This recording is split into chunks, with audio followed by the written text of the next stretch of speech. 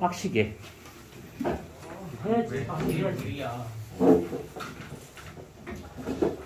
화학 선생님은 그러면 괜찮으신가? 수업이 너무 많으신 것 같은데. 화학 선생님은 생명도 해야 하고 기공학도 해야 하고 지금 수업이 막 이어 터지시는데 이 감출 체력이신가? 잘 버티시네.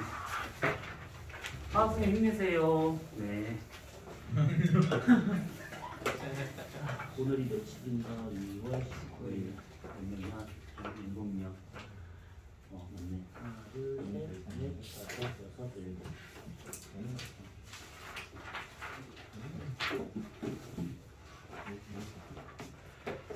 자, 그러면 우리 지난주에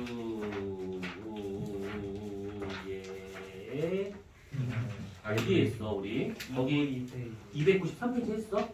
안 했을걸요? 292페이지 했어? 이걸 했던 것 같은데? 290 별의 광도 크기 요얘기를 안 했었었지? 292페이지에. 기억이 안 나요. 그렇지. 명박이야? 명박이요? MB 질문을 하면 몰라요. 제가 한 게 아니에요. 기억이 안 납니다. 색지수 그 등급 조율. 그렇지. 그러면 안 돼요. 네. 명박.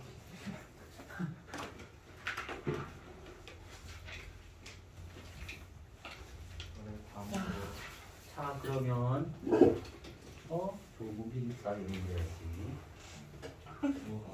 짠네. 모르겠다. 자, 그러면 거기 292페이지에 별의 광도와 크기 요 얘기를 잠깐 볼 건데 지난주에 했었던 거 몇 개 관계가 있었다라고 한 거 기억나실 거야. 그래서 잠깐만 다시 한번 얘기를 해보자면 별의 밝기라고 하는 것은 거리 제곱에 반비례하고 있다. 기억나지? 요거? 네. 그 다음에 또 하나는 별의 밝기라고 하는 것은 등급 차를 이용을 해서 구할 수가 있더라라고 하는 거랑 그 다음에 스몰의 맛을 라지에 겉보기 등급 빼기 절대 등급 값이 음수냐 양수냐 0이냐 라고 하는 것을 갖고 음수면 10파색 안에 있는 별이고 얘는 10파색 밖에 있는 별이고 얘는 10파색에 있는 별이다 라고 했던 것들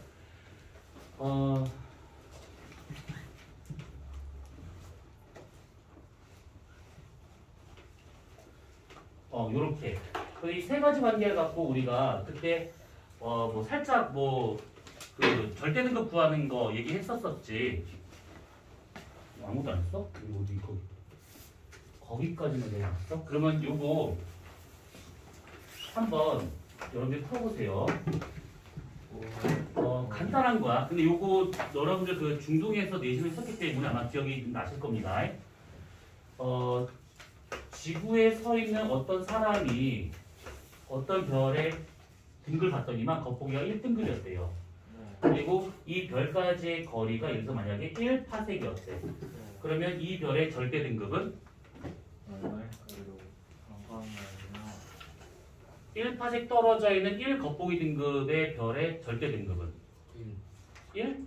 네? 똑같다고? 아니 10파색이잖아. 1보다 더? 아니 몇이냐? 요거 6 -4 막 난리 났어. 근데 이거는 이거지. 6 아니에요? 6. 왜냐하면 이 별을 10파색까지 보낸다는 얘기잖아. 그러면 1파색보다는 10배로 거리가 멀어지기 때문에 밝기로는 100분의 1로 줄어들어야 돼. 네. 그러면 밝기가 100배 정도 차이 나고 있다는 것은 등급으로는 5등급 차거든. 네. 그러면 여기서가 5를 더해줘가지고 여기 오게 되면 6 절대 등급이 되겠구나. 이런 식으로. 그러니까 푸는 방법은 아주 간단해. 얘 같은 경우 이렇게 보면 푸는 방법은 거리가 바뀌잖아. 그럼 당연히 밝기의 변화가 생겨요. 밝기 변화가 생기면 그것을 등급 차만큼을 더해주냐 빼주냐 요것만 해주면 되는 거야. 아주 간단한 방법이야. 그러면 자, 지구에서 어떤 사람까지 이 별까지의 거리가 예를 들어서 만약에 난감한 숫자 2.5파색에 있는 1 겉보기 등급이 있대요. 자, 이 별의 절대 등급은 저건 5파색 4등급 4등급 잘하고 있습니다. 왜냐하면 10파색으로 보내되기 때문에 거리가 4배로 증가하고 있는 것이지.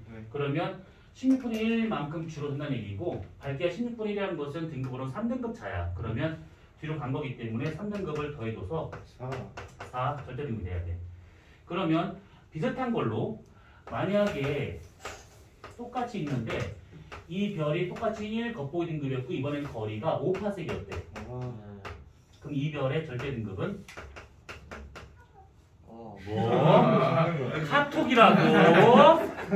카톡도 3등급 2등급 3등급 이거 딱 떨어지지 않아요? 네. 2점 얼마 등급 4배 차이 나는데 4배가 2점 이게 지금 뭐냐면 거리가 2배로 간 거니까 거리 2배의 제곱만큼 어두워지는 거잖아. 4분의 1배야. 그러면 4분의 1배라고 하게 되면 얘가 1등급 차면 2.5배지만 2등급 차면 6.25배거든. 그러면 1과 2등급 사이 어딘가 있다는 얘기잖아. 그러면 보통은 이게 정확하게 몇 점, 점 얼마 이렇게 하는데 중간값이 나오면 그냥 더하기 몇 점 5 정도 하시면 돼요. 그냥 중간값을 해가지고. 그러면 1과 2 사이니까 얘는 그냥 1.5 정도를 더해주면 되겠구나. 그러면 약 2.5 절대 등급 되겠다. 이렇게 판단하시면 돼요. 그럼 이렇게 하면 아주 간단해져. 한 가지만 더. 이번에는 아주 멀리 있는 별이 있습니다. 이 별이 예를 들어서 만약에 1000파섹 너무 멀어요. 이 1 절대 등급 겉보기 등급이었대. 자, 이 별의 절대 등급은 와 저는 너무 큰 거 아니야? 이거는 어떻게 마이너스 고등급? 오 여기까지 끌고 와야 돼. 10파섹까지. 그러면 거리가 100분의 1 되고 있으니까 마이너스 4 100분의 1의 제곱만큼 어두워지니까 만배가 더 밝아진다는 얘기지. 오이스트죠 만배라고 하는 것은 그 100 곱하기 100이니까 2.5의 5승 곱하기 2.5의 5승이니까 2.5의 10승이 되고 있다는 얘기지. 마이너스 등급차가 10등급 차야. 그러면 빼기 10을 해주기 때문에 여기서 하게 되면 마이너스 9 절대 등급이 된다. 이게 이거 됩니다. 얼굴 빠진 거요. 그래서 요거 같은 경우에는 밀어지거나 당기거나 하는 것이 아주 간단할 수 있다라는 거야. 단 거리를 알고 겉보기 등급을 알고 있으면 절대 등급은 금방 구할 수 있다. 이 얘기지. 그래서 보통은 이런 식으로 해서 이제 절대 등급을 구한다라고 보시면 돼요. 근데 이제 거기 왼쪽 페이지에 보시면 별의 광도와 크기라고 하는 가로 3번에 보시면 뭐라 설명되고 있는데 맨 밑에를 보시게 되면 동그라미 3번 거리지수라고 하는 것이 있어. 이 거리지수가 아까 있었던 스몰 앤 마이너스 라지 겉절이 값이야. 이 겉절이 값은 실제 공식이 따로 있는데 거기 나와 있는 것처럼 마이너스 5 플러스 5 로그 R로 구할 수가 있는 겁니다. 네. 그래서 R은 단위 파색을 써가지고 구하더라. 요것들인데 요거는 여러분들이 막 갖고 막 쓸만한 그런 공식은 아니야. 그러니까 스몰 앤 마이너스 라지 겉절이 값이 크냐 작냐로 해서 누가 제일 가까이 있고 누가 네 번째로 멀리 있는지 이렇게 대소 비교만 할 줄 알면 되는 겁니다. 정확하게 딱 집어서 몇 파세 이거는 안 보여도 돼요. 자, 그러면 오른쪽 페이지 자 별의 광도가 아니라 별의 광도가 아닌데 별의 크기 대기를 잡도록 합시다.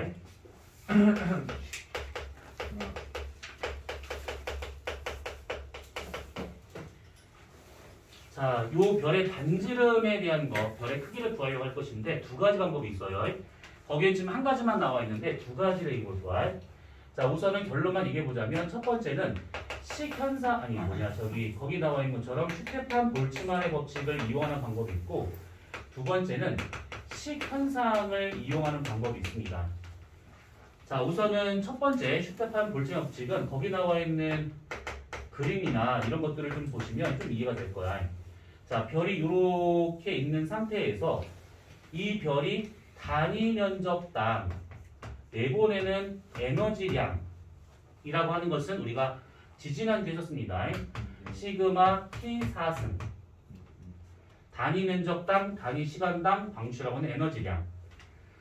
자, 근데 이것이 아니라 만약에 별 전체가 단위 시간당 방출하고 있는 전체 에너지량을 구한다 라고 한다고 하면 여기다 곱하기 별 전체의 표면적을 해주면 되는 것이지. 그러면 단위 시간당 방출하는 모든 에너지량이 되고 있기 때문에 그때부터 우리가 이것을 광도라고 표현할 수가 있는 겁니다. 그러면 시그마 T4승 곱하기 9의 표면적이니까 4파이 R 제곱으로 구할 수 있더라. 근데 여기에서 직접 어떤 막 숫자를 넣어가면서 하는 건 없습니다. 그러니까 관계식만 따질 줄 알면 돼. 그러면 상수인 시그마 4 파이를 지운다고 치면 결국 강도라고 하는 것은 온도 4승 곱하기 반지름 제곱에 비례하더라 라고 하는 요 관계식, 요게 중요한 겁니다. 요거를 잘 기억을 해두시면 돼요. 자, 그러면 이렇게 했을 때 그러면 온도는 4승이고 반지름 제곱이니까 별의 밝기라고 하는 거, 여기서 말하는 밝기는 광도, 절대 등급을 얘기하고 있는 거야. 실제 밝기. 그러면 온도에 의해서 많이 결정되겠구나라고 생각할 수 있는데, 우리가 저번에 별의 표면온도에 관련된 얘기를 하면서 O형인 별하고 M형인 별하고의 이 온도 차이는 약 10배밖에 차이 안 난다라고 했어요. 얘가 기껏해야 10배밖에 차이가 안 나. 근데 반지름은 이거는 뭐 장난 아닙니다. 이게 뭐 적게는 2~3배 차이 날 것도 있지만 뭐 심할 때는 10,000배, 뭐 몇백만 배까지 커질 수도 있습니다. 차이가. 그래서 보통은 4승과 제곱이기 때문에 얘가 더 큰 영향을 줄 거다? 안 되고, 반지름 자체가 워낙 크다 보니까, 차이가 워낙 크다 보니까 별의 밝기라고 하는 것은 온도보다는 반지름의 영향을 훨씬 더 많이 받더라 라고 생각을 하셔야 됩니다. 이게. 그러면 결국 이렇게 관계에서 봤을 때 별의 밝기는 반지름에 의해서 결정이 되는 것이고, 온도를 무시할 수는 없지만 온도보다는 반지름이 더 중요한 거다라고 생각하시면 되고, 그럼 여기서 우리가 별의 반지름을 구하는 거니까 반지름만 남겨놓고 싹 다 넘긴다고 하면 결국 온도 제곱분의 루트 밝기로 구하면 되더라 라는 얘기죠. 요 관계식만 잘 배우시면 돼요. 관계식 2개씩 나왔습니다. 지난주에서 계속 관계식이 나오고 있어. 자, 그러면 저렇게 해서 별의 반지름을 대소 비교할 수 있다. 요겁니다. 자, 여기까지 질문. 비교하면 뭐를 했어? 몇 배가 더 큰 것인가, 더 작은 것인가, 또는 변수 3개 중에서 2개만 주어지고 1개의 뭐 온도 대소 비교한다거나 뭐 여러 가지 볼 수 있다는 얘기지. 근데 이것보다 여러분들은 요걸 알고 있어야 돼. 뭐냐면 식현상이라고 하는 요거를 좀 기억하고 있어야 되는데, 얘는 뭐냐면 일식, 월식과 같은 것들이야. 우리가 뒤에서 외계 행성 탐사 단원이 있기 때문에 거기서 좀 더 자세히 볼 건데, 내가 어떤 별을 보고 있는데 그 별에 깔려있는 행성이 공전을 하잖아. 그러면 나하고 별 사이에 행성이 지나갈 때 생깁니다. 그러니까 예를 들어서 만약에 이렇게 별이 있었대. 근데 이 별 주변을 돌고 있는 행성이 있었대. 그러면 행성이 이렇게 있었을 때는 상관이 없어. 근데 행성이 쭉 가다가 만약에 이 별 앞을 지나가자 이렇게, 그러면 이 면적에 해당하는 것만큼 뒤에 있는 별을 가립니다. 그러면 이 별의 밝기가 줄어들겠지. 그래서 그거를 식현상이라고 하고 있는데, 이걸 조금 더 모시적으로 나타내게 되면 요겁니다. 자, 요렇게 별이 있어요. 행성이 요만하다고 가정합시다. 자, 이 행성이 이쪽으로 좀 가고 있대. 자, 그랬었을 때 얘가 요렇게 왔어. 외적을 했어. 이때까지는 괜찮아. 그런데 얘가 이 앞을 지나가면서 들어가면서부터 행성이 이 뒤에 있는 별을 가리기 시작합니다. 그래서 점점 뒤에 있는 별의 밝기가 줄어들다가 언제까지 줄어드냐면 얘가 완전히 들어가서 내접할 때까지 얘가 완전히 계속 줄어들어. 그 상태에서 얘가 이 앞을 지나갑니다. 그럼 행성이 여기 있거나 여기 있거나 여기 있거나 반대편 내접한 데까지 올 때까지는 행성의 면적이 바뀌지 않는 거니까 계속 똑같은 면적을 가리면서 지나가고 있다는 얘기지. 그러면 어두운 상태를 계속 유지를 합니다. 그러다가 빠져나가면서부터 밝아져가지고 완전히 빠져나간 외접을 할 때 그때 원래 밝기대로 돌아오더라 이 얘기입니다. 이렇게. 자, 그러면 편의상 여기를 1번, 2번, 3번, 4번 위치다 라고 가정을 해보잖아요. 그러면 얘네들의 시간에 따른 뒤에 있는 별의 밝기 변화는 어떻게 나타나냐면, 처음에는 쭉 가다가 1번이 되면 그때부터 슬금슬금 어두워져. 그러다가 2번이 되면 쏙 들어왔기 때문에 어두운 상태를 유지를 합니다. 그러다가 3번이 되면서부터 4번 될 때까지 점점 밝아져. 점점 밝아졌다가 4번 되면 원래 밝기가 돌아오겠지. 이렇게. 여기가 1번, 2번, 3번, 4번.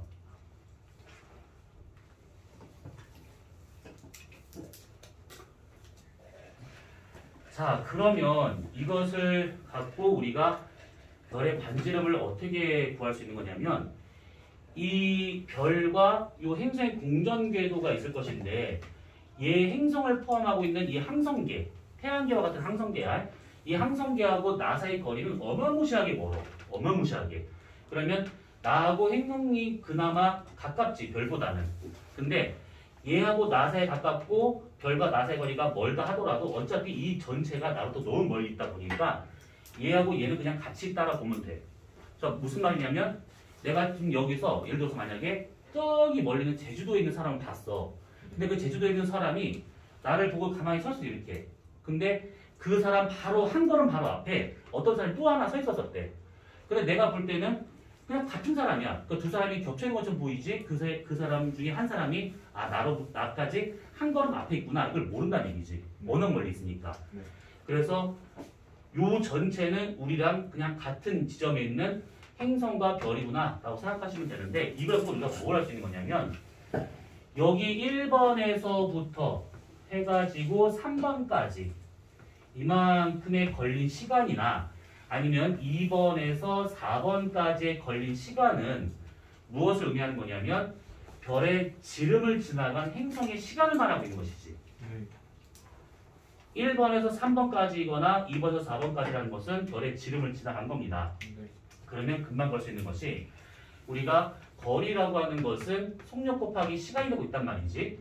그러면 별의 지름을 지난 거니까 이 R이라고 하는 것은 걸린 시간 얼마냐면 1번에서 3번까지 1번에서 행성의 공전 속도 곱하기 1번에서 3번까지 걸린 시간이거나 아니면 2번에서 4번까지 걸린 시간이거나 그것만 하면 이게 별의 지름이 나오는 것이지.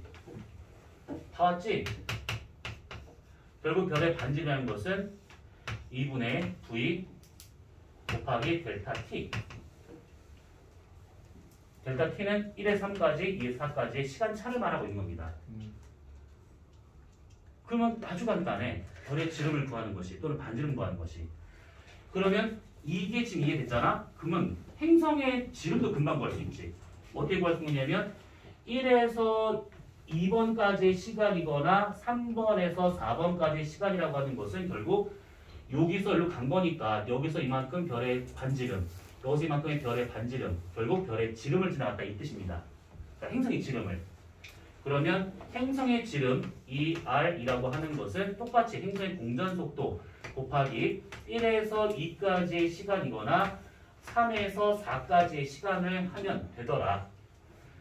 그래서 행성의 반지름은 2분의 V 델타 T로 구할 수 있구나 라는 것이죠.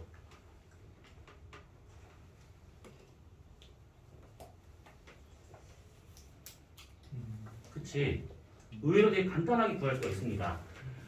자, 그럼 여기서 드는 생각이 하나 있어야 돼. 그래요. 다 구할 수 있을 것 같아요. 그런데 V는 어떻게 구해요?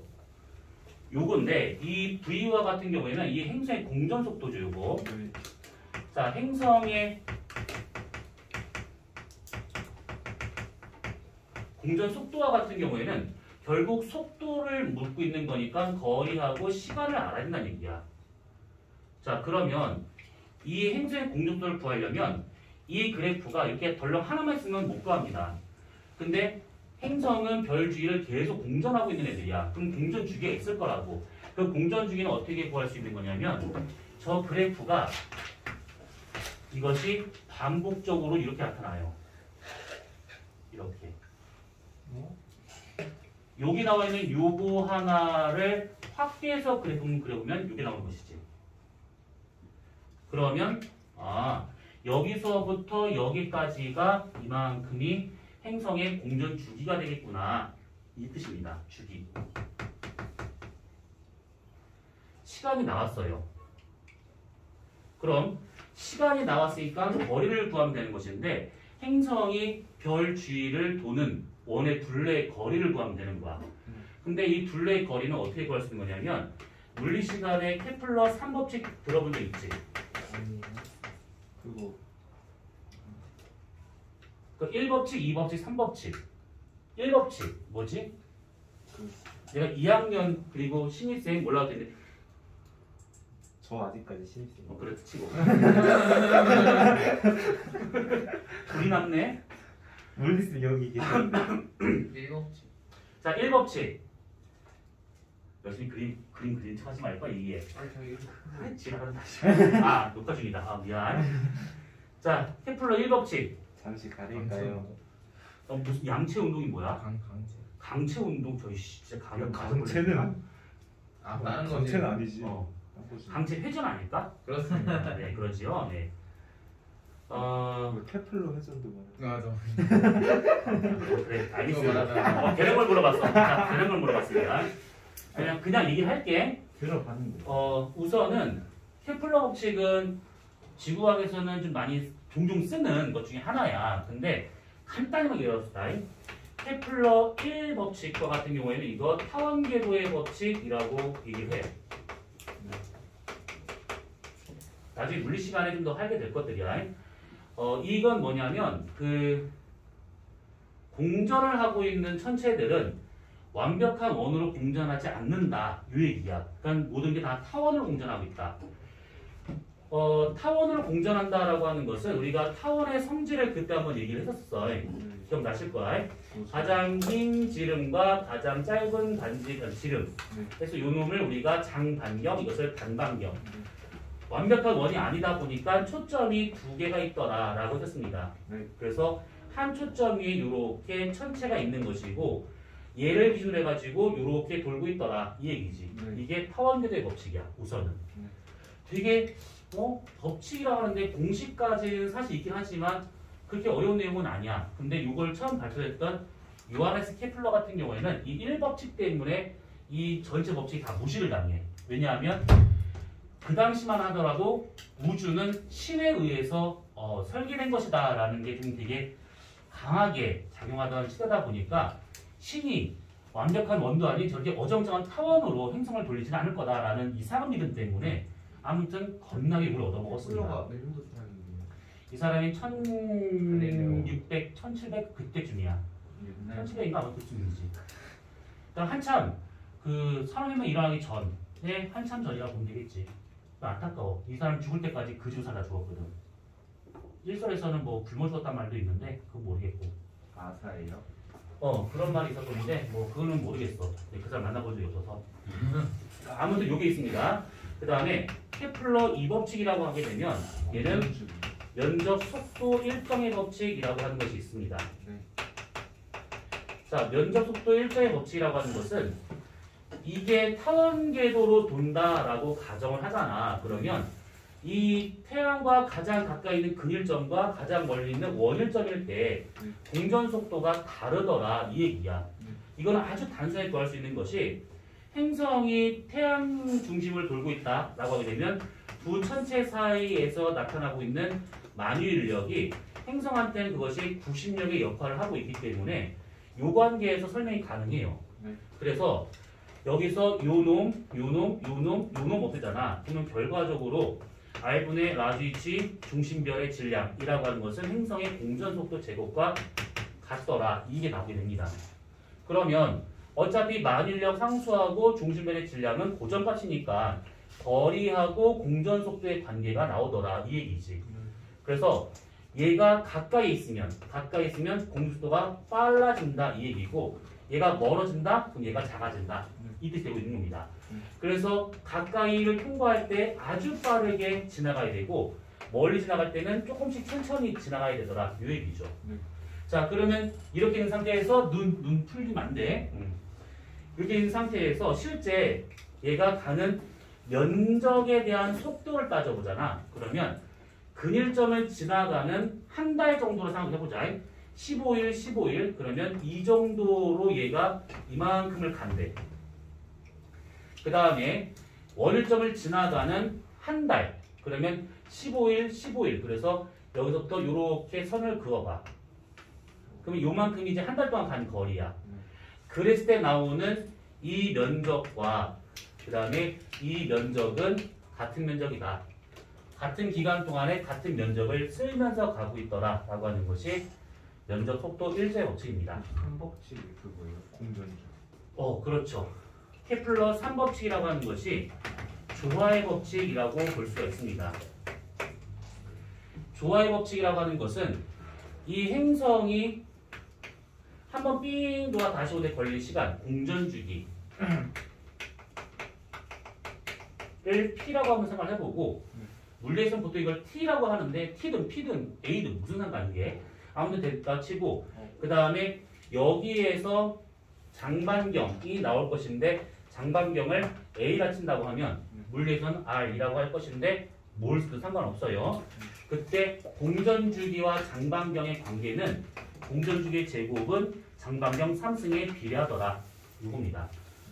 원래는 이게 아니라 P제곱분의 A 3승이라는 것은 K라는 어떤 일정 상수까지 나온다라고 하는 것인데 우리 어차피 상수를 구하려고 한 것이 아니니까 관계식만 받으시면 되는 겁니다. 네. 자, 그러면 케플러 세 가지 법칙은 대략 이렇게 설명이 돼요. 나중에 기회가 되면 좀 더 꼼꼼하게 보고 우선 이것만 보고, 그러면 여기에서 이 일이 왜 있냐? 결국 행성의 공전주기를 구하게 된다고 하면 장반경을 구할 수가 있다라는 거야. 요 길이를. 그러면 이 길이를 갖고 원의 둘레 길이를 구할 수가 있더라라는 얘기지. 그래서 공전주기를 구했다. 그러면 첫 번째, 그 다음에 두 번째 넘어가게 되면 장반경 A를 구할 수가 있는데, 만약에 요 놈이 장반경 타원이다. 그러면 2파이 20률로 구하면 되는 것이고, 만약에 이것이 완벽한 원이다. 그래서 이것을 반지름이다 라고 가져간다 치면 얘는 2파이 R로 구하면 되는 것이지.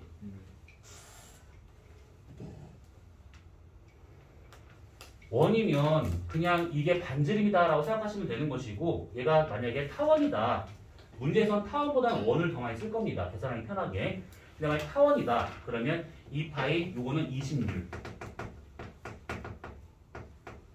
20률 그때 했던 거 기억나지? 네. 요거 식 막 써가면서 했던 거. 네. 그래서 얘는 이렇게 구해주면 되더라. 그러면 결국은 주기를 구했고, 그래서 A를 구했으니까, 그러면 주기와 이걸 기준으로 해가지고 거리를 구했기 때문에 거리하고 주기를 아는 상황에서 그럼 당연히 속도, 행성의 공전 속도를 구할 수 있겠구나라는 겁니다. 그래서 공전 속도를 여기다가 집어넣어서 별의 반지름을 구하든 아니면 행성의 반지름을 구하든 구할 수가 있더라. 이 얘기입니다.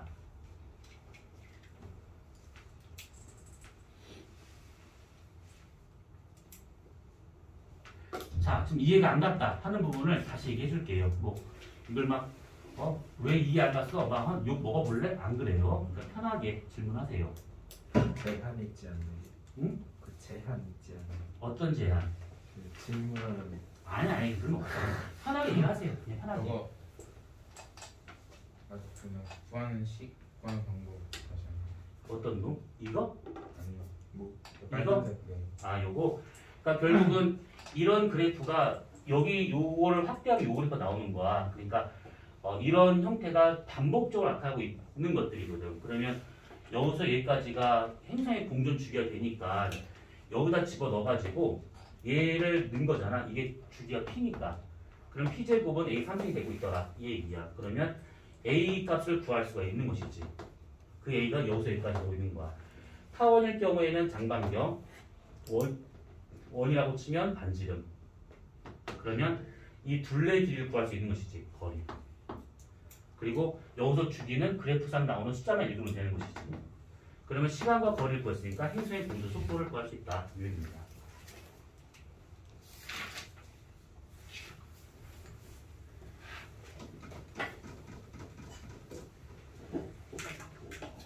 이거를 세세하게 다 이해하려고 노력할 필요는 없어. 지금 상황에서는 어떻게든 간에 구하려고 하면 구할 수 있겠구나 정도로 그 감만 익히시면 돼. 자, 그러면 거기 293페이지에 나와 있는 별의 반지름에 대한 것은 이렇게 정리를 하면 될 것 같습니다. 어려워? 그냥 무슨 할만하지?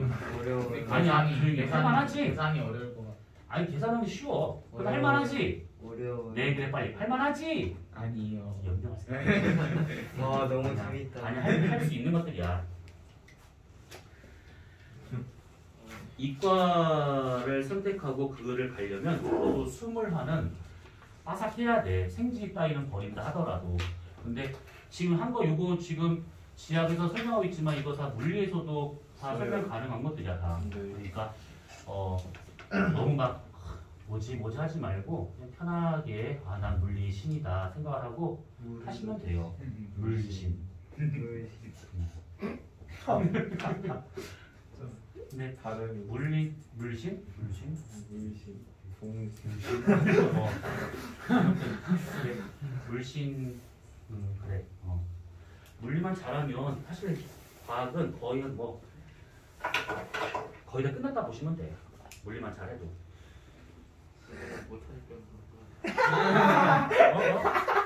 뭐 한다고? 못하니까 그럼. 그렇지 못하니까 그게 문제인 것이지. 근데 물리는 하다 보면 성적이 는다. 신기하게도 수학은 안 느는데. 맞아요. 난 그랬어. 저도 그래요. 애들 보면 수학은 그냥 미친 수학 공부를 해. 근데 성적이 맨날 그 꼴이야. 근데 물리는 공부를 하면 좀 티가 나. 맞아요. 확실히 티가 나는 것 같아. 화학은 모르겠고. 티안 나요. 그럼 우리 294페이지를 봅시다.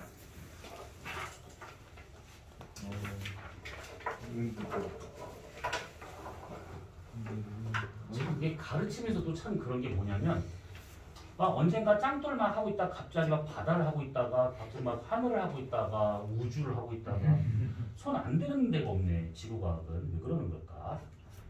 나도 몰라요. 우주 다음에 어디 간다래요? 딴걸로 말해야지. 그러니까 우주 끝나고 나면 글쎄다. 모르겠다. 뭐 또 나오겠지. 맞아.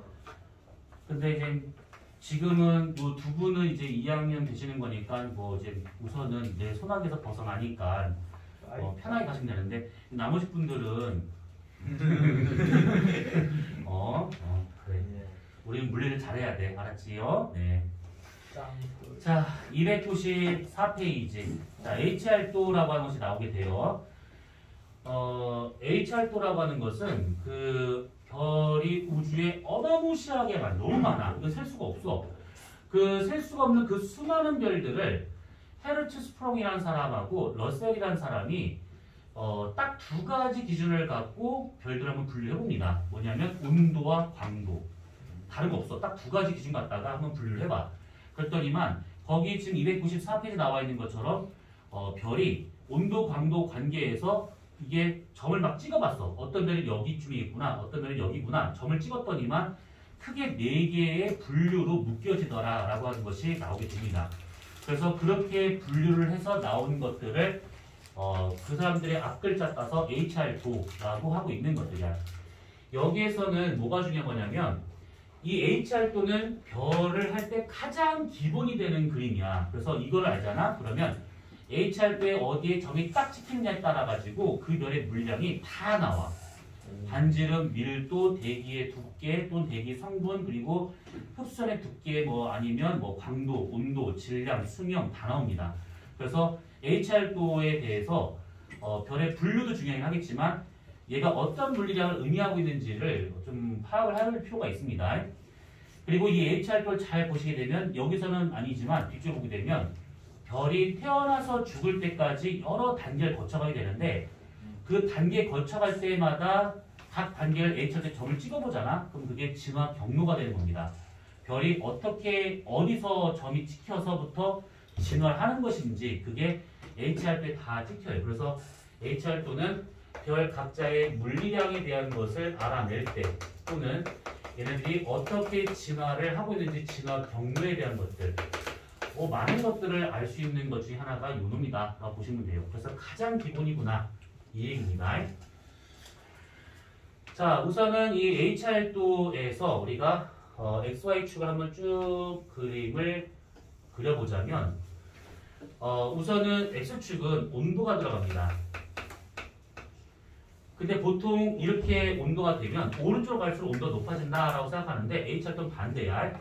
이쪽이 고온이 됩니다. 왼쪽으로 갈수록. 오른쪽으로 갈수록 저온이 돼요. 그래서 우선 요것만 헷갈리지 않으면 돼. 왼쪽이 고온, 오른쪽이 저온인데 이것을 왜 이렇게 한 거냐면 보기 편한 것도 있긴 하겠지만 그보다는 온도를 높은 데서 낮은 쪽으로 배열하는 게 조금 더 의미가 있습니다. 그리고 외운 거 기억해 보시면 온도라고 하는 것을 우리가 분광형으로 표시할 수 있다 했던 거 기억날 거야. 그래서 O, B, 파인, 월, 키스, 이 요거 외우기 편한 그 방향대로 이렇게 쓰시면 되는 것들이야. 그리고 색지수라고 하는 것도 우리가 지난주에 썼습니다. 그래서 색지수가 정확하게 플라그 곡선에서 어떻게 그려지느냐 몰라도 돼. 다 까먹어도 돼. 그런데 색지수는 A를 0으로 잡아서 숫자가 작아질수록 고온이고 숫자가 커질수록 저온이구나 이렇게 알고 있으면 된다라고 했습니다. 그리고 아까 우리가 저 광도 얘기하면서 O형이 대략 한 3만 켈빈 정도에 해당되는 별이고 M형이 약 3,000 켈빈 정도 되고 있는 별이다. 한 10배 정도 차이 난다. 이렇게. 그래서 X축에다가는 직접 온도를 넣든 분광형을 넣든 색지수를 넣든 그냥 쭉 넣으시면 되는 것들이고 그 다음에 세로축에다가는 광도, 실제 밝기를 써. 그러면 위로 올라갈수록 밝은 별입니다. 밑에 있는 별일수록 어두운 별이에요. 근데 이 광도, 실제 밝기라고 하는 것은 우리가 절대 등급으로 바꿀 수가 있는 것이지. 절대 등급 그러면 밝을수록 등급이니까 숫자가 작아야 돼. 그 다음에 어두울수록 등급이 커져야겠지. 그래서 숫자가 이거랑 약간 반대로 나타나고 있다 정도로만 이해하고 있으면 되는 겁니다. 자, 이렇게 해서 HR도에 점을 찍어봤습니다. 관측 가능한 대부분의 별들을 한번 여기다 점을 찍어봤어. 어떤 별은 온도가 정말 높은데 밝기도 밝구나. 어떤 별은 온도가 대략 여기쯤 되고 있는데 광도는 한 중간쯤 되겠구나. 이런 식으로 별들을 각각 온도, 광도 딱 두 가지 기준 갖다가 점을 찍어봤더니 이런 식으로 찍히는 별의 집단이 나오더라라는 거예요. 이렇게 왼쪽 위에서부터 오른쪽 아래까지 길게 늘어지고 있는 별의 집단이 나오는데 이 집단을 뭐라고 그러냐면 주계열성 이라고 이름을 붙여요. 그리고 온도가 낮은데 이상하게 얘네들보다 광도가 큰 집단들이 여기 있어. 그래서 요것만 따로 이렇게 묶어가지고 이것을 적색, 왜냐하면 이게 저온이 보통 적색 계통이니까 거성이라고 이렇게 이름을 붙이고요. 그 다음에 온도 범위와 상관없이 밝기가 계속 밝은 별의 집단이 이제 나타납니다. 그래서 이렇게 묶어가지고 그놈을 초거성. A형 위쪽에 광도가 낮은 별의 집단이 살짝 나오는데 이놈을 백색 외성. 이라고 이렇게 이름을 붙여서 묶었습니다. 그랬더니 이게 딱 네 가지가 주되게 나오더라 하는 거야. 물론 이거 말고 여기에 표시되지 않은 별의 종류가 좀 있습니다. 그런데 그 별의 종류는 중요하지가 않아. 그리고 표시하잖아? 그럼 쓸데없이 HR도가 뭔가 변형이 돼버려요. 그러니까 뭔 말이냐면 이렇게 HR도가 있어. 이렇게 있어. 그러면 이 HR도에서 보통 우리가 이렇게 하면 될 것을 어떤 별이 여기 찍힐 수가 있다는 거야. 그러면 이것 때문에 이렇게 하는 건 뭔가 웃기잖아. 그래서 이런 별을 가만히 없애버리고 이렇게 네 가지만 딱 얘기하더라. 이 얘기입니다. 자, 그러면 이렇게 해서 이제 별의 종류가 네 가지가 나와요. 주계열성, 적색거성, 초거성, 백색외성. 이렇게 네 가지. 자, 그러면 거기 오른쪽 페이지에 있는 맨 위에 박스 잠깐 봐봐. 자, 주계열성이라고 하게 되면 동그라미 1번, 5번까지 있는데 자, 1번 봐봐. HR도의 왼쪽 위에서 오른쪽 아래로 이어지는 좁은 띠 영역에 분포하는 별들. 요거를 말하고 있는 거죠. 요거. 그 다음에 전체 별의 90%가 주계열성이다. 내가 보는 별들의 10개 중에 9개는 주계열성이야. 그리고 또 하나는 주계열성이라고 하는 것 자체가 별이 태어나서 죽을 때까지 여러 단계를 거쳐가게 되는데 그 중에서 주계열 단계에 머무는 기간이 제일 깁니다.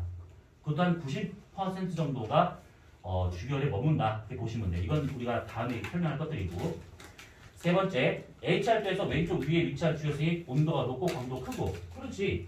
온도 이쪽 높고 광도 크고. 여기 있는 주결성. 오른쪽 아래에 있는 것은 온도 낮고 광도도 낮아. 그런 것들. 그래서 질량 반지름에 대한 것도 이제 설명을 이따 할 겁니다. 그래서 별의 일생에서 가장 긴 시간을 머무는 단계이다. 방금 얘기했던 것들이지. 근데 여기다 한 가지만 적어놔. 주결성이다라고 하는 이것이 되기 위해서는 조건이 필요해요. 뭐냐면 첫 번째, 수소핵 융합을 해야 돼. 이걸 하지 않으면 주결성이 아닙니다.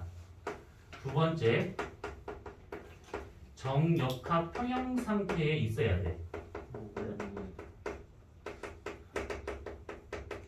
말은 되게 거창한데 어려운 내용이 아니에요. 역학적으로 두 개 이상의 힘이 평형 상태에 놓이면서 물체의 모양 변화가 없는 상태, 정지된 상태, 안정된 상태, 그것을 정역합 평형 상태라고 하고 있는 것들이지. 저 두 가지 조건을 만족을 해야 주결성이다라고 분류를 하는 겁니다. 이것이. 근데 두 가지를 안 만족하고 우연히 저기 있는 그런 거. 다시 두 가지 중에 한 가지만 만족하고 아니면 만족하지 않고. 나 어. 저기 선이 그어진 게 주결성이잖아요. 근데 저기 중에서 약간 우연한 우연 상태, 우연하게 그 주결성이 아닌데도 저기 라인이 있을 수 있어요. 여기에 네. 그렇게 되면 주결성이라고 이름은 안 붙이고 대신에 요 근처에서 만나는 경우는 있어. 초고성과 같은 것들이. 근데 그것은 주결성을 끝내고 그 다음 단계로 넘어가는 과정에서 나올 수 있는 것이지. 그럼 그건 주결성이 아니야. 자, 그 다음에 여기 표현된 것만 잠깐 보고 잠깐 쉬었다 하도록 합시다. 적색거성이라고 하는 것이 있는데 HR도에서 주결성이 오른쪽 위에 분포하는 별, 그러니까 요놈을 말하고 있는 거야. 이 적색거성과 같은 경우에는 적색, 온도 낮다는 얘기지. 거성, 커. 근데 크게 되면 무슨 일이 벌어지냐면 크잖아? 그러면 반지름이 커요. 아니 이제 크잖아? 그러면 광도가 커요. 밝아. 그래서 반지름이 큰 별이다 보니까 온도가 낮더라도 밝다. 이렇게 표현하고 있는 것이지. 거기 보면 뭐 예로서 알데바라든지 아르크투로스라든지 뭐 여러 가지가 있는데 이거 예시는 몰라도 돼요. 초거성, 이거는 진짜 말 그대로 초거성이야. 겁나 큰 별이야. 그래서 얘 같은 경우에는 HR도에서 여기 맨 위, 여기 띠로 하고 있는 걸 말하고 있는 것인데 반지름이 엄청나게 커. 그래서 온도가 높든 낮든 상관없이 항상 밝기가 제일 밝아. 광도가 제일 큰 겁니다. 그리고 예로서 베텔게우스, 안타레스 등이 있는데 베텔게우스는 그 오리온 자리에 있는 별인데 작년 초에 1년 전이지. 그때 이 베텔게우스가 뭐 폭발했네 만에 곧 폭발할 것 같다 뭐 이렇게 했었는데 왜냐면 광도가 이상하게 변했었거든.